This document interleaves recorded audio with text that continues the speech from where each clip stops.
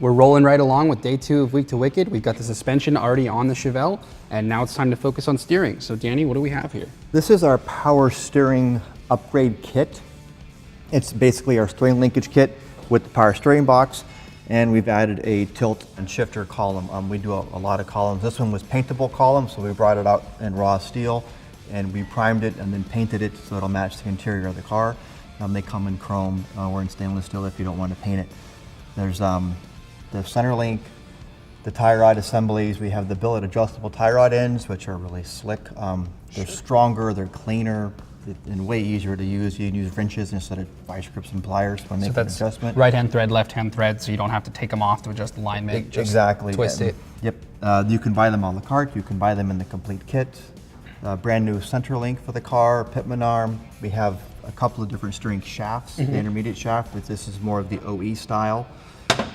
This one up here is our max clearance steering shaft. Okay. This is really nice because it's a really thin profile.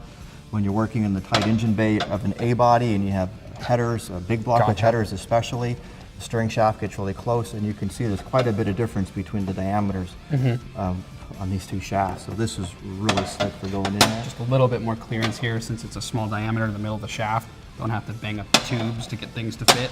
Yeah, absolutely.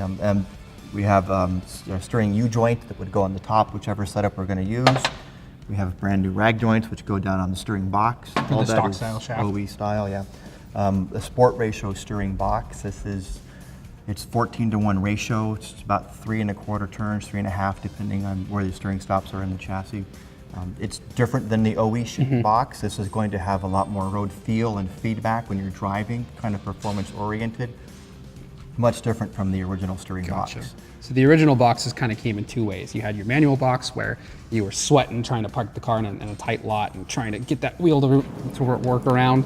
And then the power assisted boxes where they were just so overpowered and you could rotate the wheel with your pinky, and that just doesn't offer a lot of confidence to somebody that's hustling a car around a corner. So for a pro touring car, this ratio that's a little bit quicker without being really overinflated is going to be a really, really good deal. Yeah, we really like that ratio. It works well. There's a faster ratio that some people think that they want to use. Usually after they put it in and they've driven the car for a period on the streets, they realize they don't like that ratio. It's just too quick. You can't relax. You can't drink a cup of coffee or a soda and just have a nice cruise down the highway. It's a 2 hands, keep yourself straight. This ratio lets you relax and drive, and yet you can still autocross or go have fun in a canyon.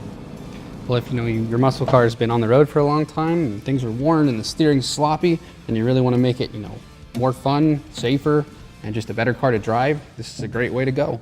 Oh, absolutely.